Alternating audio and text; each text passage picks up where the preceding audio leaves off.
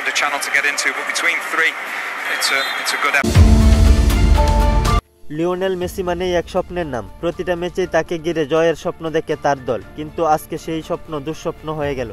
Inter Miami বনাম নেকাক্সা ম্যাচে মাত্র 8 মিনিটে স্তব্ধ ফুটবল দুনিয়া। চিন্তার বাজ মেসি ভক্তদের কপালে, কারণ মেসি ম্যাচের শুরুতে ইনজুরি নিয়ে মাঠ ছাড়েন। ম্যাচের 8 মিনিটে ডি বলের বাড়ানো বলে গোল করার জন্য ছুটছিলেন লিওনেল মেসি। তখন প্রতিপক্ষ ডিফেন্ডারের ফাউলে ডান উরুতে চোট লাগে লিওনেল মেসির। ব্যথায় শুয়ে পড়েন মাটিতে। বাধ্য হয়ে মাঠ ছাড়তে হয় কিংবদন্তি মেসিকে। তখন মায়ামি কোচ মাস্চেরিয়ানো সহ সবাই পরে যায় চিন্তায়। মেসি বিহীন এত গুরুত্বপূর্ণ ম্যাচে লড়তে হবে তাদের।